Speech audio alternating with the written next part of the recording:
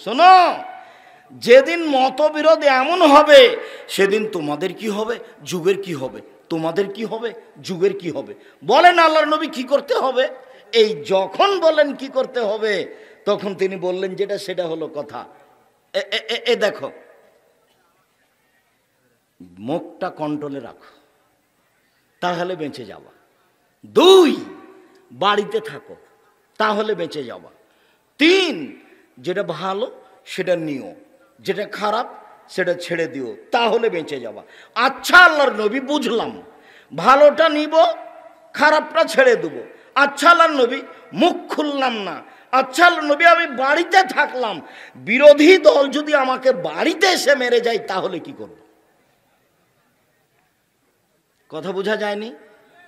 তখন আল্লাহ রসুল বলছেন, শোনো শোনো শোনো, যদি পরিস্থিতি এমনই হয় তাহলে আদমের 2 ছেলের ভালোটার মতো হয়েও, আদমের 2 ছেলের ভালোটার মতো হয়েও। আদমের এক ছেলে কাবিল বলল, এই তোকে মারবো। তখন হাবিল বলছে, তুমি মারো মারো, আমি তোমাকে মারবো না। আল্লাহ নবী কি বললেন বলেন তো দেখি?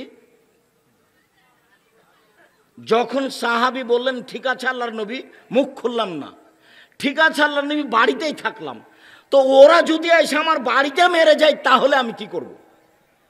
তখন আল্লাহ রসুল কি বললেন বলেন তো দেখি? তখন বললেন যে আদমের 2 ছেলের ভালোটার মতো হও। যদি মারতে আসে ঘরে তাহলে বলতে হবে ঠিক আছে তুমি আমাকে মেরে যাও, আমি তোমাকে কিছু বলবো না। আপনি বললেই বিপদ, আর আপনি হক টিকাতে পারবেন না। আল্লাহ রসুল বললেন মুখ বন্ধ রেখো। একদা বলছেন, সঙ্গী সাথী বলতে পারো মানুষকে পিছন দিক থেকে ধাক্কা মেরে জাহান্নামে নিক্ষেপ করে কি? সঙ্গী সাথী বলতে পারো মানুষকে পিছন দিক থেকে ধাক্কা মেরে জাহান্নামে নিক্ষেপ করে কি? সঙ্গী সাথী বলতে পারো মানুষকে পিছন দিক থেকে ধাক্কা মেরে জাহান্নামে নিক্ষেপ করে কি? এ কথা বলতে বলতেই ফাঁক হাজের সেনা হোক জিভাটা ধরে নিচ্ছে। জিভা মানুষকে পিছন দিক থেকে ধাক্কা মেরে জাহান্নামে নিক্ষেপ করে। মুখ বন্ধ রাখতে হবে, তাহলে পথ সহজ হবে। বলছিলাম চক্ষু নিচু রাখতে হবে। চক্ষু নিচু রাখতে শুধু পুরুষকে বলা হয়নি, মহিলাদেরকেও বলা হয়েছে। মহান আল্লাহ বলেন, অকুলিল মুমিনাত ইয়াগজুজনা মিন আবসারিহিন্না ওয়া ইয়াহফাজনা ফুরুজাহুন্না ওয়া লা ইউবদিনা যিনাতাহুন্না। মুহাম্মদ সাল্লাল্লাহু আলাইহি সাল্লাম, আপনি পৃথিবীর মুসলিম নারীকে বলে দেন, মহিলাদেরকে বলে দেন, তারা যেন চক্ষু নিচু করে, তারা যেন লজ্জা স্থানকে হেফাজত করে, তারা যেন তাদের সৌন্দর্য প্রকাশ না করে। উপস্থিত বৈঠকের মুসলিম বোন, এই মেয়ে তোমাকে বলছি, তুমি যে ক্লাস 10-এ পড়ো, তোমার মাথায় কাপড় নাই কেন? তোমার বাপ নেই? লজ্জা পাও নাকি? জন্ম দিতে পারলে বাপ হওয়া যায়, তো পুরাতন কথা, নতুন নয়। ক্লাস 10-এ পড়ো তুমি, যেদিন 8-এ উঠেছিলে সেদিন তুমি যুবতী হয়েছ। কাকে কি বুঝাতে চাচ্ছ? রাজুলুর আইন ফিয়াহালে বাইতিহি ও মুসলমান রায়তিহি, যে বাড়ির মালিক তাকে ছেলে মেয়ে সম্পর্কে অক্ষর অক্ষরে জিজ্ঞাসা করা হবে, বিচারের মাঠে তাকে উত্তর দিতে হবে, নইলে সে তাহাজ্জুদ পড়ে টিকতে পারবে না। অল মারা তো রায়া ফি বাইতে যাও যে ওয়ালাদি, যে মহিলা তোমার মা, এই বাড়িতেও দায়িত্বশীলা মহিলা, তাকে জিজ্ঞাসা করা হবে তোমার সম্পর্কে, তাকে জিজ্ঞাসা করা হবে তোমার ভাই সম্পর্কে। তোমার মা যদি যথাযথ উত্তর দিতে না পারে, তোমার মা তাহাজ্জুদ পড়ে বিচারের মাঠে জবাব দিতে পারবে না। সম্মানিত দিনী ভাই বোন, মহান আল্লাহ বলেন মহিলাদেরকেও চক্ষু নিচু করতে হবে, তাদের লজ্জা স্থানকে তাদেরকে হেফাজত করতে হবে, এবং তাদের সৌন্দর্য তাদেরকে ঢেকে রাখতে হবে। এটা আল্লাহ আদেশ করেন, এ আদেশ তাকে পালন করতেই হবে। উপস্থিত বৈঠকের দিনী মুসলিম বোন, আপনার সাথে আমার এখানে লম্বা কথা নেই, তবে এতটুক যে আপনি মনে রাখবেন, রাসূল সাল্লাল্লাহু আলাইহি সাল্লাম বলেছেন, মহিলারা যদি 4টা কাজ করতে পারে জান্নাতের সব দরজা তারা খোলা পাবে। বেশি নয়, 4টা কাজ যদি তারা করতে পারে জান্নাতের সব দরজা খোলা পাবে। বেশি নয়, 1 5 ওয়াক্ত সালাত, 2 রমজান মাসের সিয়াম, 3 স্বামীকে মেনে চলা, 4 জেনায় লিপ্ত না হওয়া, এই 4টে কাজ বাস্তবায়নের জন্য চেষ্টা করুন। জান্নাত হবে ইনশাআল্লাহ। 1 5 ওয়াক্ত সালাত, 2 রমজান মাসের সিয়াম, 3 স্বামীকে মেনে চলা, 4 জেনায় লিপ্ত না হওয়া।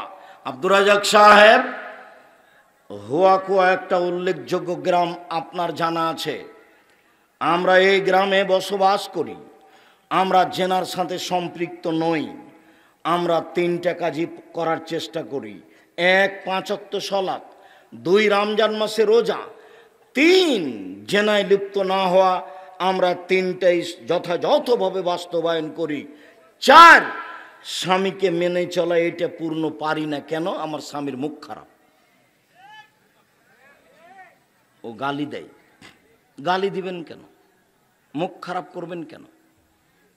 মুখ খারাপ করবেন কেন? খেতে বসে আল্লাহ রাসূল কোনোদিন খাদ্যের নিন্দা করেননি। ভালো লেগেছে খেয়েছেন, ভালো না লাগলে ছেড়ে দিয়েছেন। ভালো লেগেছে খেয়েছেন, ভালো লাগেনি ছেড়ে দিয়েছেন। একটা বাস্তব ঘটনা শোনা। এই ছেলে, কেউ কারোর গায়ে হাত দিবেন না। এক খেলে আমার দিকে চেয়ে থাকেন। আল্লাহ রাসূলের স্ত্রী একসাথে 11 জন ছিলেন। আল্লাহর নবী এক স্ত্রীর কাছে ছিলেন, অর্থাৎ আয়েশার কাছে ছিলেন। তো কোন স্ত্রী বাটিতে করে তরকারি দিয়ে পাঠিয়েছেন বাঁধির হাতে, দাসীর হাতে। তো আয়েশার ঘরে এসে ওই দাসী বাটিটা হাতে করে আছে। তো আয়েশা এইভাবে বাটিটাতে আঘাত করে বাটিটা ফেলে ভেঙে দিয়েছে। বাটিটাও পড়ে গেছে, ভেঙে গেছে, তরকারিও সব পড়ে ভেঙে গেছে, নষ্ট হয়ে গেছে। তো আল্লাহ রাসূল বাটিটা উঠিয়ে, তরকারিগুলো উঠিয়ে নিয়ে একটা ভালো বাটিতে অন্য কিছু দিয়ে ওই কাজের মহিলাটার হাতে দিয়ে পাঠিয়ে দিলেন। আর ওই ভাঙা বাটিটা তিনি নিজে জোর লাগালেন, লাগিয়ে রেখে দিলেন। বললেন যে ভাঙাটা তোমার জন্য, আর তোমার ভালোটা আমি দিয়ে পাঠিয়ে দিয়েছি, যে খাদ্য দিয়ে পাঠিয়েছে। আল্লাহ রাসূল তার স্ত্রীকে কিছু বললেন, এটা বোঝা গেল না। আমি বুঝাতে পারিনি কি বলছি। তার মানে আল্লাহ রাসূলের চোখের সামনে কাজের মহিলার হাতে বাড়ি দিয়ে আয়েশা রাদিয়াল্লাহু তাআলা আনহা যে বাটিটা ভেঙে দিলেন, তো আল্লাহ রাসূল মুখ খুললেন। হ্যাঁ, কি ব্যাপার? তুমি বাটি ভাঙলে কেন? কি পেয়েছো তুমি? কেন ভাঙবে তুমি? কোনো কথা বললেন না। পৃথিবীর সবচেয়ে ভদ্র মানুষ, স্ত্রীকে কেন গালি দিবেন? কেন নিন্দা করবেন? সে আপনার সংসারের সবচেয়ে কাছের মানুষ। মহান আল্লাহ বলেন, আমিন আয়াতিহান খালালাকুম আন খালাকালাকুম মিন আনফুসিকুম আজওয়াজান লিতাসকুনু ইলাইহা। পৃথিবীর মানুষ, তোমাদের স্ত্রীদেরকে তোমাদের থেকে আমি সৃষ্টি করেছি যাতে করে তোমরা সেখানে শান্তি তৃপ্তি পাও। স্ত্রী হচ্ছে শান্তি তৃপ্তির বস্তু। গালি দিবেন কেন? স্ত্রী হচ্ছে শান্তি তৃপ্তির বস্তু। মারবেন কেন? স্বর্ণ দিয়ে ঘর বানিয়ে শান্তি হবে না, মখমল চাদর বিছানে বিছিয়ে শান্তি হবে না স্ত্রী ছাড়া। আল্লাহ বলছেন তোমার শান্তির মাধ্যম, তোমার তৃপ্তির মাধ্যম আমি আল্লাহ তোমার স্ত্রীকে করে দিয়েছি। অজালনা বাইনাকুম মাওদাতা রাহমা, তোমাদের মাঝে স্বামী স্ত্রীর মাঝে ভালোবাসা আমি সৃষ্টি করে দিয়েছি। তাই ভালোবাসাটা বহাল রাখতে গিয়ে আল্লাহ তাআলা বলছেন, নিসাউকুম হারসুল লাকুম ফাতু হারসুকুম আন্না শিতুম। পৃথিবীর মানুষ মনে রেখো, তোমাদের স্ত্রী তোমাদের ক্ষেত। পৃথিবীর মানুষ মনে রেখো, তোমাদের স্ত্রী তোমাদের জমি। তোমরা তোমাদের স্ত্রীর কাছে আসো তোমাদের ইচ্ছা মতো, সকালেই কি, বিকালেই কি, দুপুরেই কি, চন্দ্রগ্রহণ লাগলেই কি আর না লাগলেই কি, সেটা তোমার ব্যাপার। এই কথা আল্লাহ তাআলা বলেন। যেহেতু তাকে শান্তি তৃপ্তির জন্য সৃষ্টি করা হয়েছে, তাই আল্লাহ এটা ঘোষণা করছেন। সম্মানিত দিনী ভাই বোন, কখনো আপনারা ভুলেও তাদেরকে কষ্ট দেওয়ার চেষ্টা করবেন না। আর আপনাকে আমি অনুরোধ করে যাচ্ছি, আপনি আমার দিনী বোন, দেখুন স্বামীকে মূল্যায়ন করাই জান্নাত, এ কথাই ঠিক। একজন মহিলা রাসূলের বাড়িতে এসে কথা শেষ করে চলে যাচ্ছে। তাহলে রাসূল বলছেন, থামো থামো থামো থামো থামো, তোমার স্বামী আছে? জি আমার স্বামী আছে। তুমি তোমার স্বামীর কাছে কেমন? আমি চেষ্টা করি তার সাথে ভালোভাবে চলার। চেষ্টা করো মানে বলো কি? হওয়া জান্নাত না রোকে, সেই তো তোমার জাহান্নাম, সেই তো তোমার জান্নাত। স্বামী তোমার জাহান্নাম, স্বামী তোমার জান্নাত, সে তো তোমার জাহান্নাম, সে তো তোমার জান্নাত। স্বামীর পায়ের নিচে জান্নাত, এ কথা আল্লাহর নবী বলেননি। তবে আল্লাহ নবী বলেছেন স্বামী তোমার জাহান্নাম, স্বামী তোমার জান্নাত। মায়ের পায়ের নিচে জান্নাত, এ কথা আল্লাহ নবী বলেছেন। মায়ের পায়ের নিচে জান্নাতে কথা আল্লাহর নবী বলেছেন। স্বামীর পায়ের নিচে জান্নাতে কথা আল্লাহর নবী বলেনি। তবে বলেছেন স্বামী তোমার জাহান্নাম, স্বামী তোমার জান্নাত। তুমি তাকে মেনে চলার চেষ্টা করো। সম্মানিত দিনী বোন, বিষয়টি আপনার কাছে আমি শক্তভাবে পেশ করে, অতীতে যা কিছু হয়েছে সেটা হয়ে গিয়েছে। আজকে থেকে আপনাকে নতুনভাবে সংসার গড়ার জন্য, কথা বলার জন্য আমি অনুরোধ জানাচ্ছি। অনেক দিন থেকে কথা বন্ধ করে রেখেছেন। স্বামীকে খাবার দেওয়ার সময় আসলে মেয়েকে বলেন তোর বাপকে খাবার দে, বৌমাকে বলেন তোমার শ্বশুরকে খাবার দাও। আপনি নিজে কোনো সময় আসেন না। এইভাবে ঝুলন্ত সংসার দিয়ে কি করবেন? এভাবে ঝুলন্ত সংসার চালাতে হবে না, ভুল পথে যেতে হবে না। সম্মানিত দিনী ভাই বোন, আবু হুরায়রা রাদিয়াল্লাহু তাআলা আনহু বলেন রাসূল সাল্লাল্লাহু আলাইহি সাল্লাম বলেছেন লাইসা শাইউন আহাব্বা ইলাল্লাহি মিন কাতরাতাইনি ওয়া সারাইনি। দুইটি বিন্দু ফোঁটা, দুইটি চিহ্ন আল্লাহর কাছে যত প্রিয়, পৃথিবীর কোনো কিছু আল্লাহর কাছে তত প্রিয় নয়। আমার দিকে চেয়ে দেখেন, দুইটি বিন্দু ফোঁটা, দুইটি চিহ্ন দাগ, এইটা আল্লাহর কাছে যত প্রিয়, পৃথিবীর কোনো কিছু আল্লাহর কাছে তত প্রিয় নয়। শুরু হলো এক, কাতরাতু দমুইন মিন খাসিয়াতিল্লাহ ও ফি খাসিয়াতিল্লাহ। এক ফোঁটা চোখের পানি আল্লাহর কাছে যত প্রিয়, পৃথিবীর কোনো কিছু আল্লাহর কাছে তত প্রিয় নয়। হজ বড় কাজ, কবুল হলে এক পাপও থাকবে না, সেই দিনের মতো হয়ে যাবে যেদিন তার মা তাকে জন্ম দিয়েছে। এরপরেও হজ কাজটি আল্লাহর কাছে অত প্রিয় নয়। এক ফোঁটা চোখের পানি আল্লাহর কাছে যত প্রিয়। খুব দামি ইবাদত সিয়াম, ফরজ রোজা, এইটার পরেও এই সিয়াম আল্লাহর কাছে অত প্রিয় নয়। এক ফোঁটা চোখের পানি আল্লাহর কাছে যত প্রিয়। দুই, কাতরাতুন ফি সাবিলিল্লাহ তুহরাকু ফি সাবিলিল্লাহ।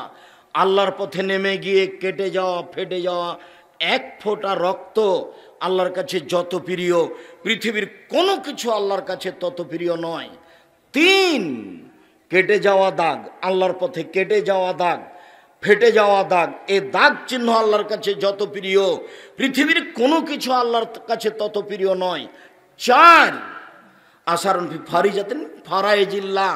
এবাদত করতে গিয়ে, সালাত আদায় করতে গিয়ে কপালের দাগ, এবাদত করতে গিয়ে হাঁটুর দাগ, এবাদত করতে গিয়ে টাকনোর পায়ের দাগ, এই দাগ চিহ্ন আল্লাহর কাছে যত প্রিয়, পৃথিবীর কোনো কিছু আল্লাহর কাছে তত প্রিয় নয়।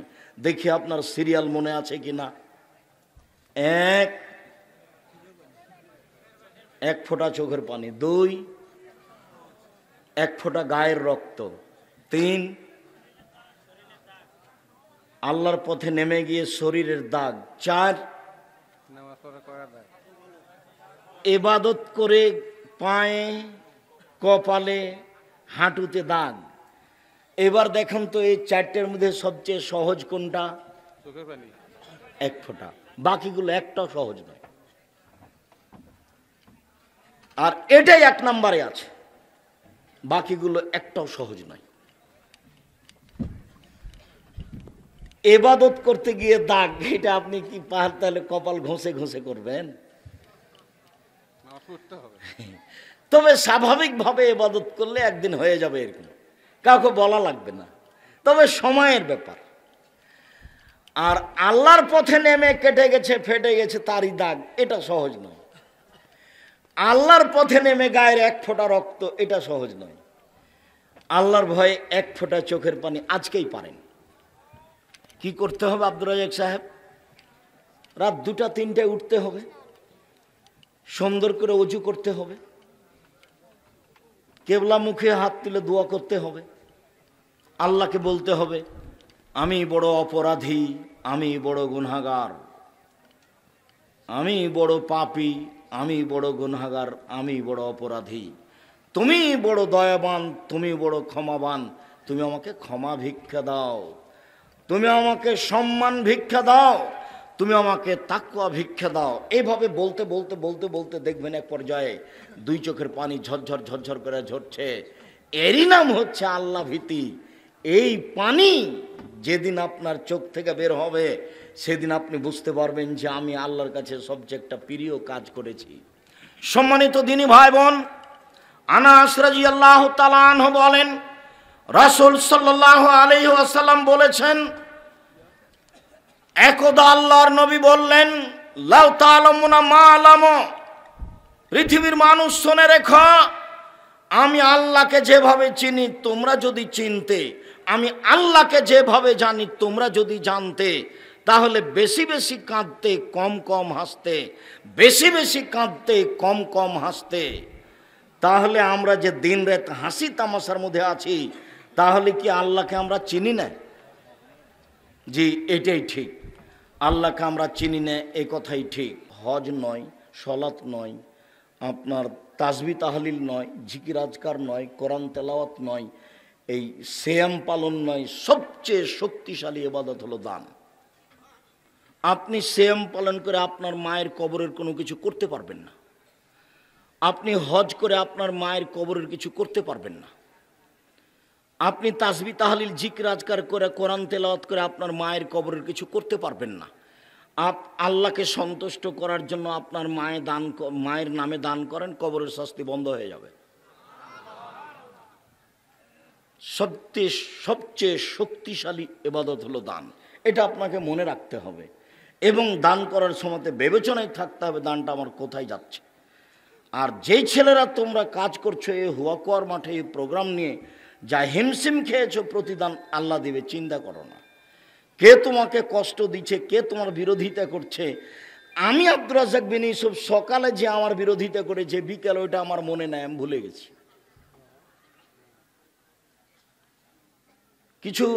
বেশ কিছু লোক আছে কিছুক্ষণ আগে বলছে আমাদের ভুল ত্রুটি মাফ করবেন। আমি যে ভুল ত্রুটি আপনাদের কবে হলো তা তো আমার মনে নাই। কিসের ভুল ত্রুটি, কখন কি করেছে সেটা আমার ওই পর্যন্তই ছিল, পরের দিন ওটা আমার মনে নাই, ওটা আমি মনে রাখা প্রয়োজনও মনে করি না। আল্লাহ ভীতি। মহান আল্লাহ বলেন, ওয়াখিরুনা লিল আযকানি ইয়াবকুনা ইয়াজিদুহুম খুশুয়া, যারা আল্লাহর ভয়ে মাটিতে লুটিয়ে পড়ে কান্নাকাটি করে, কান্নার শব্দ তাদের ভীতিকে আরো বেশি করে দেয়। রাতের কোনো সময়ে উঠে সুন্দর করে ওযু করে 2 রাকাত সালাত আদায় করে কান্নাকাটির একটা পরিবেশ করতে হবে। এটাই হলো আল্লাহকে সন্তুষ্ট করার সবচেয়ে বড় মাধ্যম। এই নিয়েই একটা লম্বা আলোচনা আপনার সাথে আজকে আছে। দয়া করে আমাকে কোনো কাজ দেখাবেন না, আর কোনো ছেলে মেয়ে পাশে থেকে উঠে পরিবেশ যেন নষ্ট না করে। আমরা আব্দুল্লাহ বিন ফজল রাহিমাহুল্লাহ নই যে ভোর পর্যন্ত বক্তব্য দিব, ওই হিসাব মাথাতে নেই। মহান আল্লাহ বলেন, যখন তাদের সামনে কোরআন মাজিদ তেলাওয়াত করা হয়, খাররু সুজ্জাদাও ওয়া কিয়ামা, সুজ্জাদাও বকিয়া, তারা কোরআন তেলাওয়াত শুনে মাটিতে লুটিয়ে পড়ে কান্না অবস্থায়। হাজারো পুরুষ, হাজারো নারী আল্লাহর ভয়ে কেঁদে মাটিতে লুটিয়ে পড়ে। আমি আর আপনি জানি না, আমি আর আপনি জানি না। এর অর্থ এই নয় যে আমার মতো সবাই, এটা নয়। মহান আল্লাহ বলেন, ইন্না নাখাফু ইয়াওমান, আমি সেদিনকে ভয় করি যেদিন খুব কঠিন দিন, মানুষের পাপ রাশি চতুর্দিকে ছড়িয়ে পড়বে, কেউ তার পাপকে ঢেকে রাখতে পারবে না। সেই কঠিন দিনকে মনে করে আমি আল্লাহর দরবারে কান্নাকাটি করি। মহান আল্লাহ বলেন, ওমাইয়ুতিল্লাহ ওয়া রাসূলাহু ওয়া ইয়াখশাল্লাহ, যে ব্যক্তি আল্লাহকে মানে, রাসূলকে মানে, আল্লাহকে ভয় করে, ওরাই হলো সফল মানুষ। সময়ের গতিতে আমি আপনি আল্লাহকে ভয় করি, এর পরিস্থিতি তার সামনে পেশ করে তাকে দেখাতে হবে। মহান আল্লাহ আমাদের নবীকে বলেন, ফায়দা ফারাগতা ফাংসব ওয়া ইলা রাব্বিকা ফারগাব। মুহাম্মদ সাল্লাল্লাহু আলাইহি সাল্লাম, আপনি যখন দুনিয়াবি কাজ থেকে অবসর হবেন তখন আপনি কঠোর শ্রমে আত্মনিয়োগ করুন, আর আপনি আমাকে যা বলবেন সেটা বিনয়ের সাথে কান্নাকাটি করে বলুন। আপনি আমাকে কি বলতে চান? আল্লাহ বলছেন, আল্লাহ আমাদের নবীকে বলছেন, আপনি যখন দুনিয়াবি কাজ থেকে অবসর হবেন তখন আপনি কঠোর শ্রমে আত্মনিয়োগ করুন, আর আপনি আমাকে যা বলবেন তা বিনয়ের সাথে কান্নাকাটি করে বলুন। এটা আল্লাহ আদেশ করছেন আমাদের নবীকে।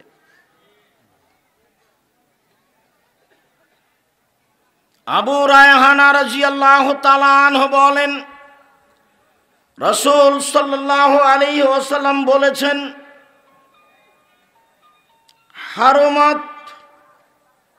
হারমাতিন নার আলা আইনিন বাকাত মিন খাসিয়াতিল্লাহ। ওই ব্যক্তির প্রতি জাহান্নাম হারাম যে ব্যক্তি আল্লাহর ভয়ে কাঁদে। ওয়া হারমাতিন নার আলা আইনিন সাহেরাত ফি সাবিলিল্লাহ।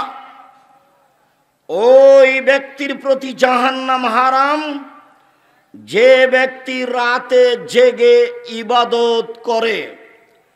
পৃথিবীর মানুষ মনে রাখা ভালো হবে, উপস্থিত দিনী ভাই বোন আপনাদের মনে রাখা ভালো হবে, অত্র হাদিসে রাসূল সাল্লাল্লাহু আলাইহি সাল্লাম বলেছেন, দুই শ্রেণীর মানুষের প্রতি জাহান্নাম হারাম।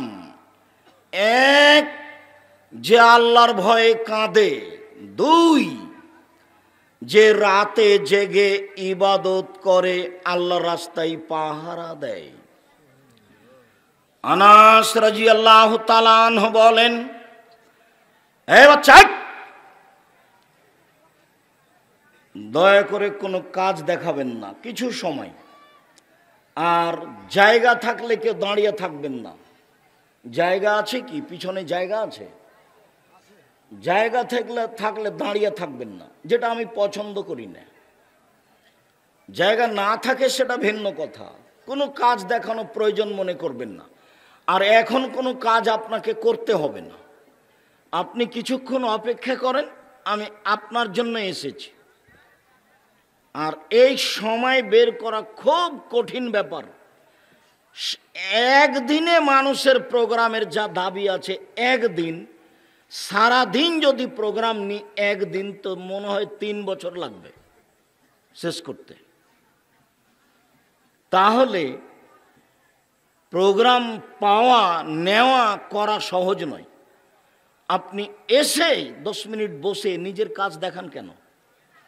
কেন আপনি বসে কোনো জায়গায় দাঁড়িয়ে গল্প করছেন? কেন আপনি দোকানপাটে বসে আছেন?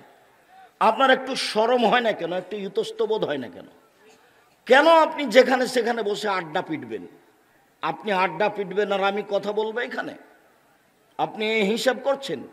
শিষ্টাচার পরিবর্তন করুন, গতি নীতি পরিবর্তন করুন। আমি আপনার জন্য এসেছি, আপনি মূল্যায়ন করার চেষ্টা করুন। আনাস রাদিয়াল্লাহু তাআলা আনহু বলেন, রাসূল সাল্লাল্লাহু আলাইহি ওয়াসাল্লাম বলেছেন, মান যাকারাল্লাহ ফাফাজাত আইনাহু। কেউ যদি আল্লাহকে ডাকে, তাতে যদি তার চোখের পানি বের হয়ে আসে, হাত্তা ইসুবালার জামিন দমহি, চোখের পানি ঝরে মাটিতে গিয়ে পড়ে, লাম ইউআযাব ইয়াউমাল কিয়ামা, এমন ব্যক্তিকে কিয়ামতের মাঠে শাস্তি দেওয়া হবে না। এই কথা রাসূল সাল্লাল্লাহু আলাইহি ওয়াসাল্লাম বলেন।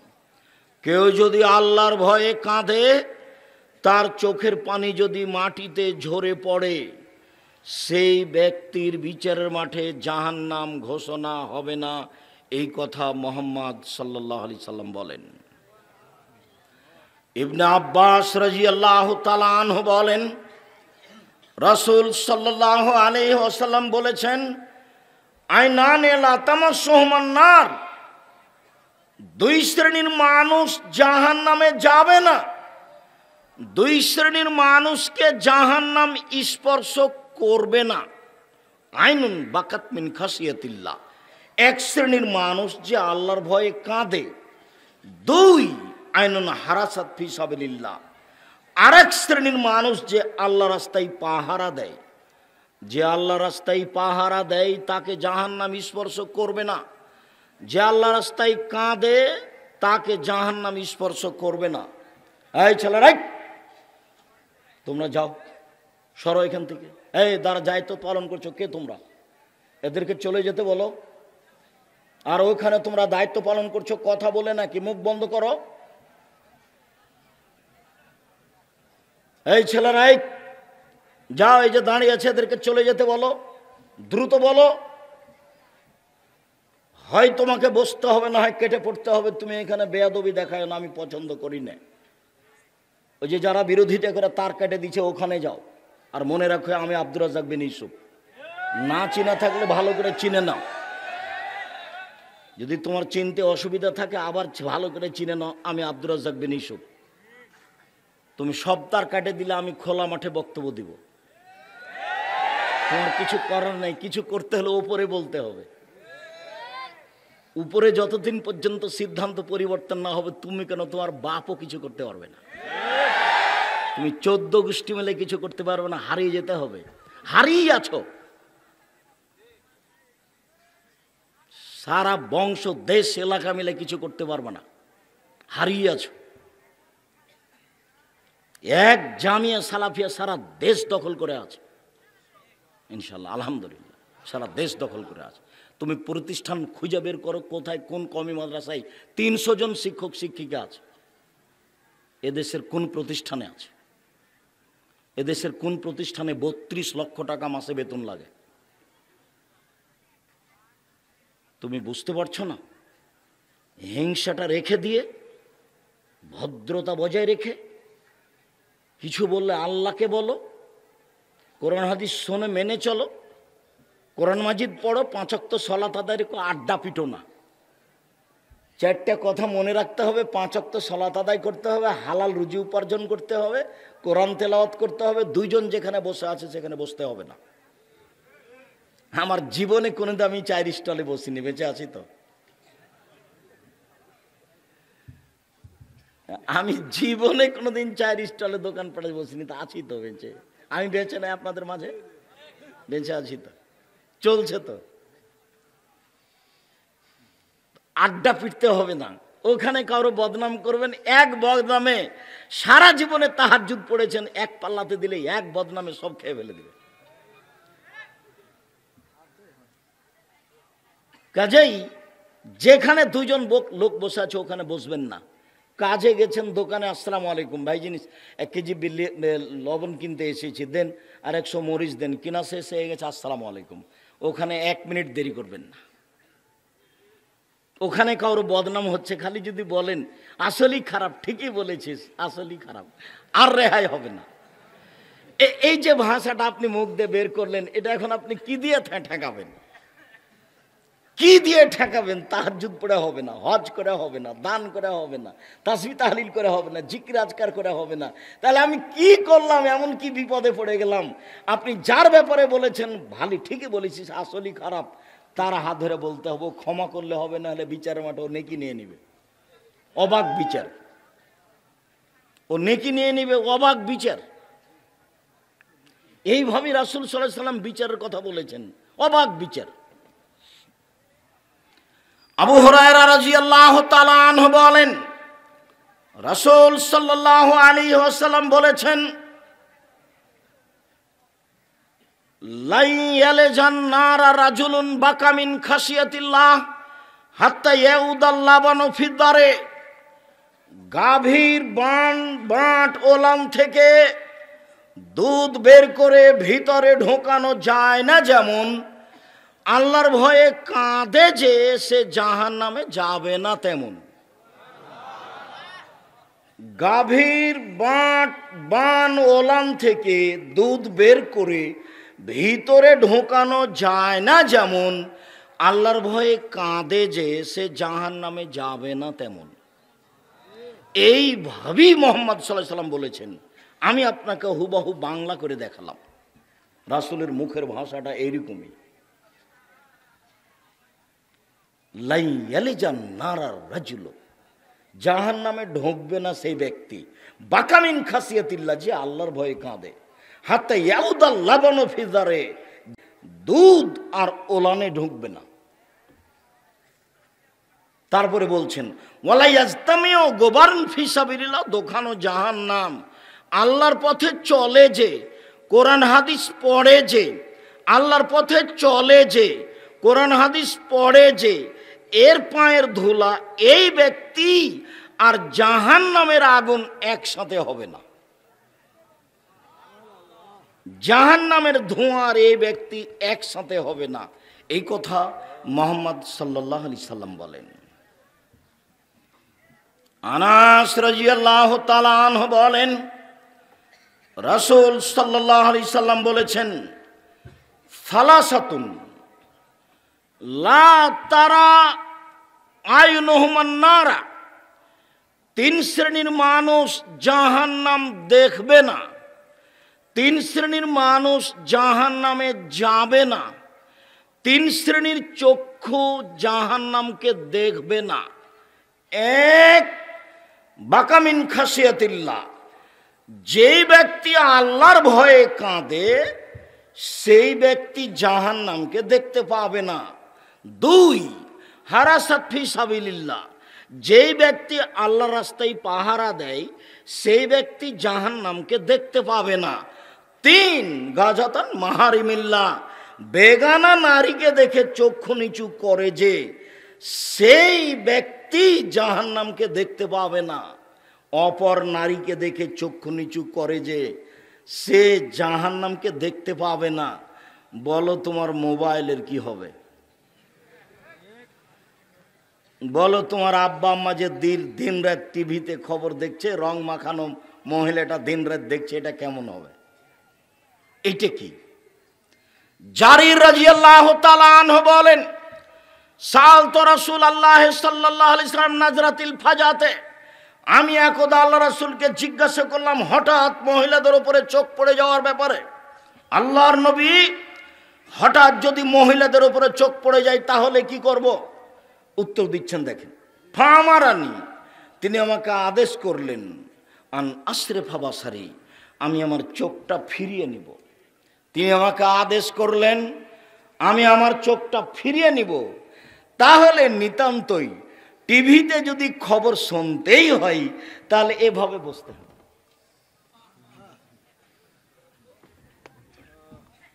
রাসূল সাল্লাল্লাহু আলাইহি সাল্লামের কথা তোমার সামনে নকল করছি। মনে করো না আমি আব্দুর রাজ্জাক বিন ইউসুফ বলে গেলাম, মনে করিও মুহাম্মদ সাল্লাল্লাহু আলাইহি সাল্লাম বলেছেন, সেই কথা উনি আমাদের সামনে পেশ করলেন। তুমি সরিষা সম পরিমাণ খাটো চোখে দেখিও না। আমার জীবনে কোনোদিন আমি অপ্রয়োজনীয় বাক্য বলিনি 90 সাল থেকে না আজ পর্যন্ত। আজকেও কোনো অপ্রয়োজনীয় বাক্য বলবো না বলে আশা করছি ইনশাআল্লাহ। উবাদা ইবনে সামিত রাদিয়াল্লাহু তাআলা আনহু বলেন, রাসূল সাল্লাল্লাহু আলাইহি সাল্লাম বলেছেন, পৃথিবীর মানুষ 6টা জিনিসের জিম্মেদারি নাও। আমি তোমাকে জান্নাতে নিয়ে যাওয়ার জিম্মেদারি নিলাম। তার একটি হচ্ছে অপর নারীকে দেখে চক্ষু নিচু করো। অপর নারীকে দেখে চক্ষু নিচু করো। কিভাবে জান্নাতে নিয়ে যেতে হবে সেটা আমার ব্যাপার, আমি নিয়ে যাব। এই কথা মুহাম্মদ সাল্লাল্লাহু আলাইহি সাল্লাম বলেন। দৃষ্টি খুব কঠিন জিনিস। আল্লাহর নবী একদা বলছেন, সঙ্গী সাথী ইস্তাহি মিনাল্লাহ হাক্কাল হায়া, সঙ্গী সাথী তোমরা একটু আল্লাহকে সত্য সত্য লজ্জা করো তো, সঙ্গী সাথী তোমরা একটু সত্য সত্য আল্লাহকে লজ্জা করো তো। তো সাহাবীগণ বলছেন আল্লাহর নবী আমরা আল্লাহকে লজ্জা করি, আমরা সত্য সত্যই আল্লাহকে লজ্জা করি। তখন আল্লাহ রসুল বলছেন না না না না না, তোমরা যেটা বুঝেছো আমি সেটা বলিনি, আমি বলছি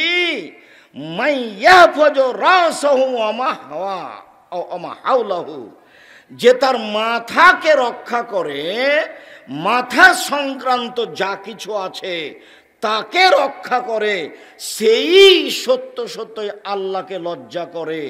মাথার সাথে আছে দুই কান,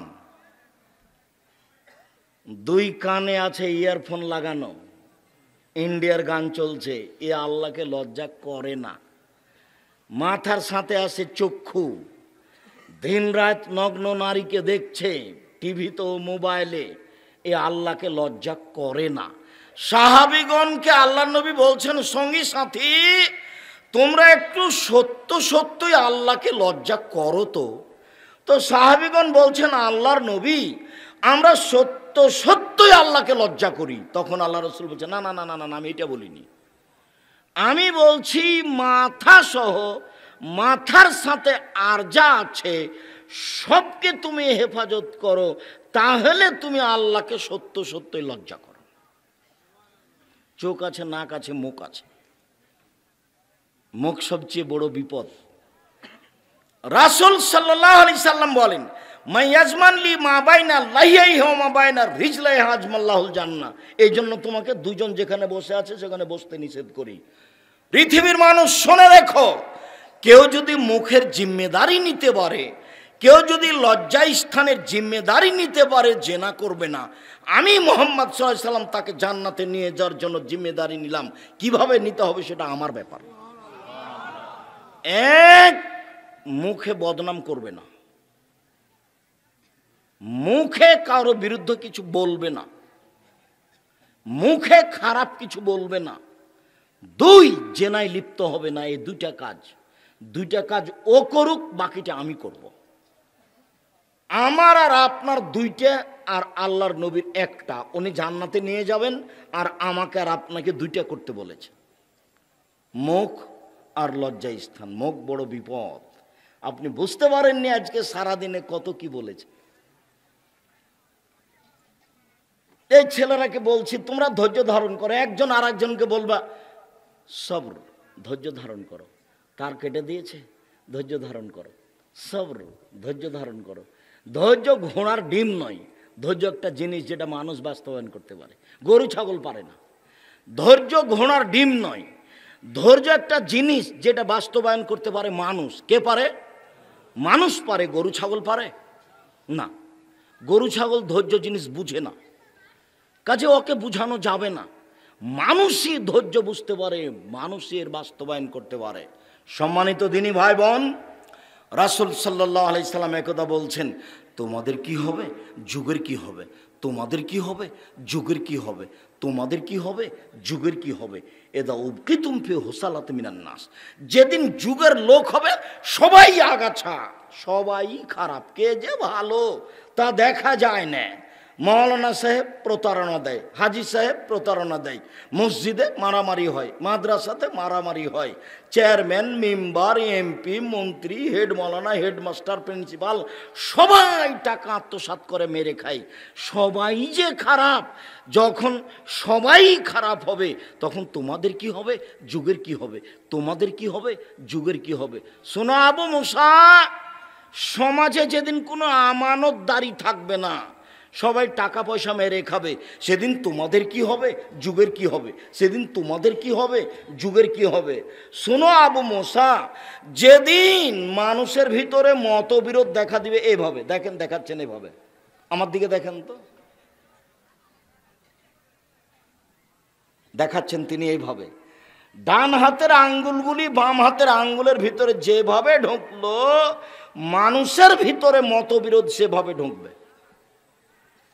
এই সামান্য প্রোগ্রাম তো কিছু ছেলে বলছে এখানে, কিছু বলছে না ওখানে, ওখানে করবো। মুরব্বী বলছে এখানে, আর ছাড়ো মুরব্বীর কথা, ওখানে করব।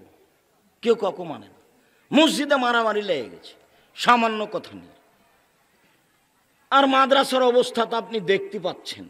আর সামাজিক অবস্থা তার ঢাকা নাই, সবাই দেখছে সামাজিক অবস্থা। আর আমি তোমাকে তো খুব ভালো চিনি। আজকে তুমি বসে আছো, কালকে তুমি একটা সিগারেটের জন্য আগেই থাকবে। যখন তুমি মোটর সাইকেলে যাও না, আমি গাড়িটা নিয়ে আসি, তখন আমি তোমাকে দেখি, তুমি না জানি কি তুমি ওখানে গেছো কেন?